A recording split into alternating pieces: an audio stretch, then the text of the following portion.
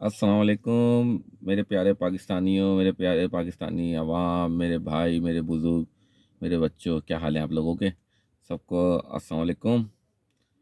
अच्छा जी, मैं पहले भी कुछ वीडियो क्लिप्स डालता रहा। मैं आज एक वीडियो क्लिप्स और डालता हूँ कि भैया महंगाई तो दिन ब दिन बढ़ती जा रही है, नहीं रुक रही है।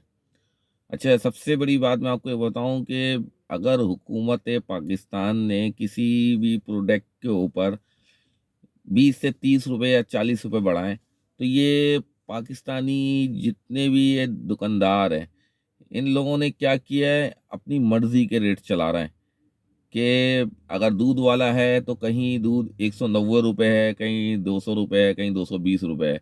तो रेट सँभल नहीं रहे हैं, हर बंदे ने अपनी मर्ज़ी के रेट चलाना शुरू कर दिए हैं। इसी तरह अगर आप जनरल आइटम पे चले जाएँ, तो उस पे भी यही है कि अगर ₹150 की चीज़ है, तो उसके 250-300 रेट, मतलब किसी भी एक दुकान के रेट फ़िक्स नहीं है। हर दुकान के रेट मुख्तलिफ हैं। कोई 150 वाली चीज़ ₹210 की दे रहा है, कोई 230 की दे रहा है, कोई 250 की दे रहा है। अच्छा, अगर आप इनको बोलो कि भाई ये रेट्स इतने तो नहीं, इतने चल रहे हैं, फलाँ जगह पे इतने कह रहा है, वहीं से ले लो भाई। तो इस तरह के मामलात बहुत ज़्यादा हैं। और आपको एक चीज़ बताऊँ कि असल में हमारे जो हुक्मरान के जो लोग हैं, जो वज़ारतों पे लोग हैं, जिनके ऊपर ये फ़र्ज़ है कि वो जाके रेट लिस्ट चेक करें और जितने भी दुकानदार हैं, इन पे सख्ती करें और प्रॉपर जो रेट्स हैं, उस पे बात करें। लेकिन ऐसा नहीं किया जा रहा। समझ नहीं आ रहा है कि हमारे डीसी, हमारे जो भी इनके करता-धरता लोग हैं, वो किधर हैं, उनका किसी का कुछ नहीं पता चल रहा। क्योंकि रेट्स हर कोई अपने मनमानी रेटों पे दे रहा है। अगर आप इनसे बात करो तो कहते हैं पीछे से चीज़ महँगी आ रही है। अभी मैं आपको एक छोटी-सी मिसाल बताऊँ कि मैंने अभी एक ये टूथपेस्ट लिया है कोलगेट का ना, तो इस पे कंपनी रेट्स जो चल रहे हैं वो ₹158 के हैं। अगर आप इस पे टैक्स डालते हैं ₹25 का, तो ये तकरीबन 183 के करीब जाता है। तो अब आप ये देखें कि ₹183 का कंपनी की तरफ से पड़ रहा है। अभी ये इसको मुझे दिया है इन्होंने ₹240 का। अब आप बताएँ कि इस पे कितना-कितना परसेंटेज इन लोगों ने अपना बना दिया है। और इसी तरह और मज़ीद दूसरे आइटम हैं कि सब पे कोई रेट फ़िक्स नहीं है। किसी दुकान पे कोई रेट्स कुछ हैं, किसी दुकान पे कोई रेट्स कुछ हैं। समझ नहीं आ रहा है कि क्या करना चाह रहे हैं, क्या करना नहीं चाह रहे। और मैं अपने तमाम उन इदारे के लोगों से मुख़ातिब हूँ कि भाइयों, आप लोग हमारे टैक्स में से सैलरियाँ लेते हो। कम से कम आप ये देखो, टैक्स में से सैलरियाँ ले रहे हो, तो आप वहीं पे हमें रहने दो ना। आप मज़ीद हमारी जो महँगाइयाँ हो रही हैं, उसको तो कंट्रोल करो।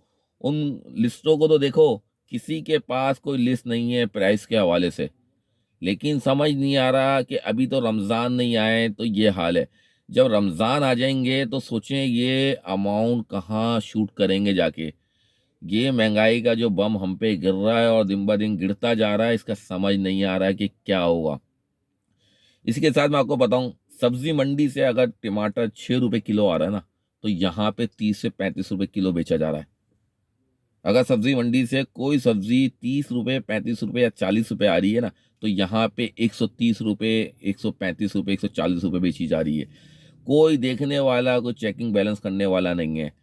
इस वक़्त ये हाल हुआ है कि हमारे आपस में मुसलमान भाई एक-दूसरे से ऐसे रेटों पे बात कर रहे हैं कि कोई मतलब नई बात ही नहीं है। अगर उनसे कोई बात करो तो कहते हैं पीछे से माल महँगा मिल रहा है। फिर हम ट्रांसपोर्ट लगाते हैं, फिर हम लेबर लगाते हैं, फिर हमारे यहाँ एरिये तक आता है, फिर हम उसको सेल आउट करते हैं। तो मुझे समझ नहीं आ रहा है कि ये प्रॉब्लम कब तक चलती रहेगी, ये महँगाई के बम कब तक हम पे गिरते रहेंगे। एक अवाम, एक आम शहरी जो बेचारा किस तरीके से कमाता है, किस तरीके से अपने घर को चलाता है, फिर किराए देता है, फिर बिजली के बिल भरता है, गैस के बिल भरता है, कब तक वो इन झंझट में पड़ा रहेगा। आप लोग टीवी पे आके आइन की बातें करते हो। अरे भाई, आम आवाम को आइन से कोई ताल्लुक नहीं है। उसको तो सिर्फ़ ये ताल्लुक है कि आप पेट्रोल सस्ता कर दो, आटा सस्ता कर दो, जनरल आइटम सस्ते कर दो, सब्ज़ी सस्ती कर दो, बस वो अपनी ज़िंदगी में खुश रहेगा, अपने बीवी-बच्चों के साथ। अरे मेरे भाइयों, आप आइन की आके बातें करते हो चैनल पे बैठ-बैठ के, आम आवाम को आइन के बारे में क्या मालूम? आप आइन की बातें कर रहे हो। आएंगी बातें छोड़ो, आप ये पेट्रोल के रेट्स कम करो, जनरल आइटम्स के रेट कम करो, ये जितने भी ये सब्जी वाले हैं इनके रेट्स कम करो। तो आप इनको चेक करो ना, इनकी प्राइस लिस्ट चेक करो। कहाँ है डीसी, क्यों नहीं ये चेकिंग बैलेंस कर रहा है? दिन ब दिन महंगाई इतनी बढ़ती जा रही है कि चलना मुश्किल हो गया है। मेरे भाइयों, कम से कम आप लोग आवाज तो उठाओ अपनी, वरना किस तरीके से आप लोग अपने आप को चलाओगे, किस तरीके से अपने बच्चों को पालोगे, किस तरीके से बच्चों की फीसें दोगे, किस तरीके से बिजली के बिल भरोगे, किस तरीके से गैस के बिल भरोगे, कब तक पानी खरीद के पियोगे?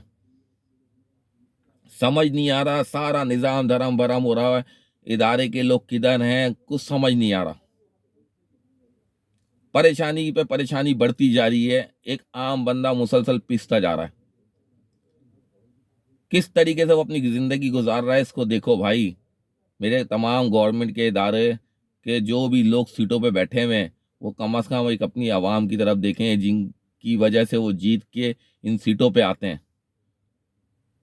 और फिर अपने अयाशियाँ करते हैं, अपने सुकून की ज़िंदगी गुजारते हैं। लेकिन आप देखो, अगर आज आप किसी का सुकून छीन के अपना सुकून लेना चाह रहे हो ना, तो ये वक्ती तौर का होता है। मैं पहले भी कह चुका हूँ, अल्लाह पाक के यहाँ देर है अंधेर नहीं। सुधर जाओ, ऐसा ना हो कि अल्लाह का कोई जवाल आ जाए।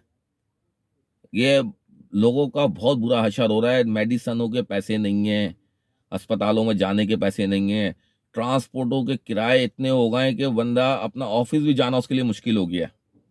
एक 20-25 हज़ार रुपये सैलरी वाला इंसान कैसे अपना घर चला रहा है, कि वही जानता है या अल्लाह जानता है। आजकल कम से कम भी किराया 15 हज़ार रुपये है घर का। उसके बाद बिजली का बिल आप लगा लें, गैस का बिल लगा लें, टैक्सेस इतने डाल दिए हैं कि वो बिल शूट कर रहा है। अभी तो वो बिल और किराए सिर्फ निकालता है, उसकी तनख्वाह पूरी हो जाती है। अब आप बताएं कि वो कैसे मजीद अपने घर में राशन डाले, अपने बच्चों की स्कूल की पढ़ाइयाँ देखे, अपने बच्चों के मजीद दूसरे खर्चे देखे, कहाँ से करे वो? परेशान होके रह गए लोग। खुदारा फिक्र कर लो अपने मुल्क की आवाम की। सब मुसलमान भाई हैं आपस में।